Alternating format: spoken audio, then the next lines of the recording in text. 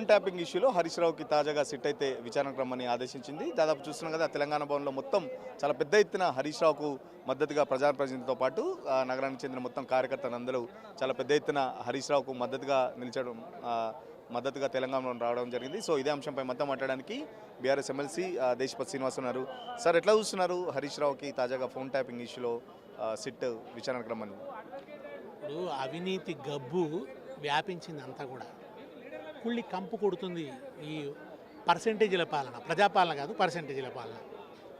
Site visiting అని ఎక్కడ లేని నిబంధన, దేశంలో ఎక్కడ లేని నిబంధన, చరిత్రలో ఎన్నడూ లేని నిబంధన పెట్టి ఓపెన్ కాంపిటీషన్ లేకుండా చేశారు. ఎవరన్నా కాంట్రాక్టర్లు సైట్ విజిటింగ్కి వస్తే వాళ్ళు ఎవరో తెలుసుకొని వెంటనే వాళ్ళని భయపెట్టి బెదిరించి వాళ్లను పోటీలో లేకుండా చేసి అనుయాయులకు టెండర్లు కట్టబెట్టేటందుకు చేసిన భాగోత్వం అంతా బట్టబయలేదు.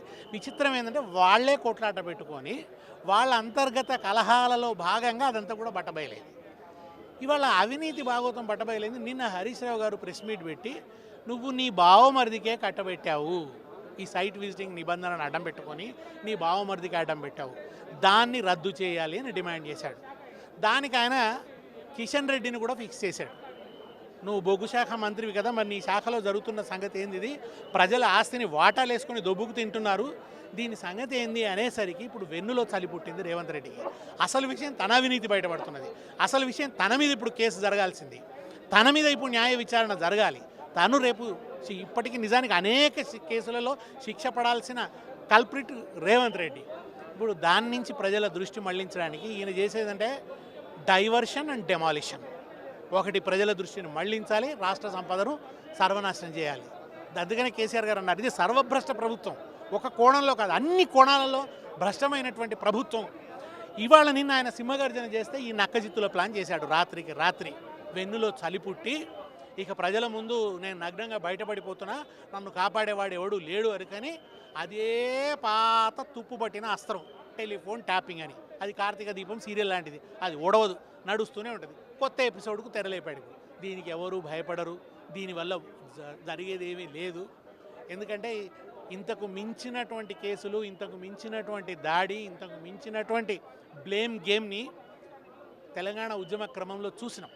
తెలంగాణ ప్రజల ప్రయోజనాల కోసం కంకణం కట్టుకొని ఉన్నవాళ్ళు ఇక్కడ, దానికోసం దీక్షగా యుద్ధం చేసినటువంటి వాళ్ళు. తెలంగాణ ఉద్యమంలో రాటుదేలిన వ్యక్తి హరీష్ రావు. అంటే ఆయన సాధారణమైన ఏదో బ్లాక్మెయిల్ చేస్తూ బ్యాగులు మోస్తూ పైకి వచ్చినవాడు కాదు కదా. ఒక ఉద్యమ భూమి మీద నిలబడి నిటారుగా నిలబడ్డటువంటి వాడు. ఆయన పొడుగును చూసి అనునిత్యం భయపడతాడు. ఆ పొడుగు ఎక్కడదంటే నైతికత పునాదిగా ఉంది, అక్కడ ఉద్యమం అనేది పునాదిగా ఉంది, ప్రజాభిమానం అనేది పునాదిగా ఉంది. ఆ పునాదిని చూసి నువ్వు భయపడుతున్నావు, నువ్వు చెదలు పట్టిన చెట్టులాగా ఉన్నావు. నిన్ను నరికేయడానికి గొడ్డలు కూడా అవసరం లేదు, నీ రాజకీయ దుర్మార్గాల్ని నరికేయడానికి గొడ్డలు కూడా అవసరం లేదు. ఇట్లా ఊపితే పడిపోయే స్థితిలో ఉన్నావు నువ్వు. అంత బలహీనమైనటువంటి పద్ధతిలో ఉన్నాడు ఇవాళ. ఎందుకంటే కిందంతా అవినీతి బురదలో నిండా మునిగిపోయి ఆ మరకలని కనబడుతున్నాయి. పార్టీ ఇక్కడ చెప్తుంది ఏంటంటే కాళేశ్వరం సంబంధించి సిబిఐ కేసులో ఇప్పటికే కేసీఆర్, మరోపక్కన లిక్కర్ స్కామ్లో కవిత, ఏసీబీకి సంబంధించి ఈ కార్ రేసింగ్లో కేటీఆర్, ఇప్పుడు తాజాగా ఫోన్ ట్యాపింగ్. మొత్తం కుటుంబం అంతా అవినీతిమయం, కుటుంబం అంతా లక్షల కోట్లు దోచుకొని దాచుకుంది. సో అవన్నీ కక్కిస్తామని చెప్పేసి కాంగ్రెస్ పార్టీ లీడర్లు చెప్తున్నారు. అన్ని బనాయించిన కేసులే కదా. 1,00,000 కోట్ల కుంభకోణం అన్నారు, 1,00,000 కోట్లు ఖర్చే కాలేదని తేలింది కదా. వాళ్ళ ప్రభుత్వ లెక్కలలో, వాళ్ళ ప్రభుత్వ గణాంకాలలో ఏం చూపిస్తున్నారు? 1,00,000 కోట్లను చూపిస్తున్నారా? 1,00,000 కోట్లు కాదు అని ఓవైపు గణాంకాలు చెబుతుంటే 1,00,000 కోట్ల అవినీతి అంటావు. అంటే నీ ఇష్టం ఉన్నట్టుగా నీ నోటికి వచ్చినట్టు మాట్లాడి నువ్వు దుష్ప్రచారం చేస్తే జనం నమ్ముతారా? ఇటువంటి పిచ్చి పిచ్చి ఫ్యాబ్రికేటెడ్ కేసులతో జరిగేది ఏమీ లేదు. ఈ కార్ రేసులో కూడా ఏమీ లేదనేది, అదో చొప్పదంటు కేసు అనేది ప్రజలకు అర్థమైపోయింది. ఎక్కడ పాచిక పారతలేదు. రేపు ఇవేవి కోర్టులో నిలబడవు. కోర్టులో నిలబడడం అనేది రేవంత్ కూడా బాగా తెలుసు. కేవలం బ్లాక్మెయిలింగ్ కోసం చేస్తున్నటువంటి ప్రయత్నాలు ఇవి. బ్లాక్మెయిలింగ్ తప్ప మరొకటి రాదు ఈయనకి. ఈ బ్లాక్మెయిలింగ్లకి ఎవడు భయపడేవాడు లేడు. ఎందుకంటే నేను ఇంతకుముందు చెప్పినట్టు వీళ్ళంతా ఉద్యమ భూమి మీద నిలబడి వచ్చినటువంటి వాళ్ళు, ఉద్యమం భూమికగా వచ్చినటువంటి వాళ్ళు. ఇటువంటి ఇంకా చాలా చేస్తాడు ఆయన. ఇంకా 2 ఏళ్ళంతా ఇదే పని, వేరే పని ఏం చేయడు. ఇంకా మిగిలిన 2 ఏళ్ళు కూడా ఇదే పనిని కొనసాగిస్తాడు తప్ప ప్రజలకు అక్కడికి వచ్చే ఒక పని చేయడు. ఒక రిమార్కబుల్ డెవలప్మెంట్ చెప్పండి ఈ 2 ఏళ్లలో. ప్రజలకు గొప్ప ఊరట వచ్చిందనేది ఒకటి చెప్పండి. పొద్దున్న లేస్తే ఇవే బాగోతాలు, అనాగరిక భాష, ఆ బజారు భాషలో మాట్లాడు. తెలుగుదేశం పార్టీ తెలంగాణ నుంచి పోయిందని ఎవడన్నా ఏడుతాడా? తెలంగాణ స్వభావం ఉన్నవాడు ఎవడు ఏడవాడు. ఎందుకంటే తెలుగుదేశం పార్టీ వేర్లు ఆంధ్రాలో ఉన్నాయి. దాని కొమ్మలు రెమ్మలు తెలంగాణలో ఉండే అవి కూడా లేకుండా పోయినాయి. దానికి తెలంగాణ వాడు ఎవడైనా సంతోషిస్తాడు. ఎందుకంటే అది వలస పార్టీ, అది వలసవాద పార్టీ. తెలంగాణను అడుగడుగున అడ్డుకున్న పార్టీ, తెలంగాణ అన్న పదాన్ని నిషేధించిన పార్టీ. ఆ పార్టీ లేదని ఏడుస్తాడు ఈ కోవర్టు.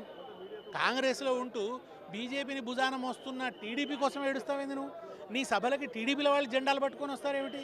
నువ్వు 3 రంగుల జెండా పట్టి కదా, మరి పచ్చరంగు జెండా ఎక్కడికి వచ్చింది? ఈ పచ్చరంగు జెండా నీకెందుకు చప్పట్లు కొడుతున్నది? ఈ రాజకీయ వ్యభిచారాన్ని ప్రజలు గమనిస్తున్నారు. నీ దోపిడీని, పక్క రాష్ట్ర ప్రయోజనాల కోసం నువ్వు స్వరాష్ట్ర ప్రయోజనాల్ని తాకట్టు పెడుతున్న తంతంతా కూడా ప్రజలకు అర్థమైపోతున్నది.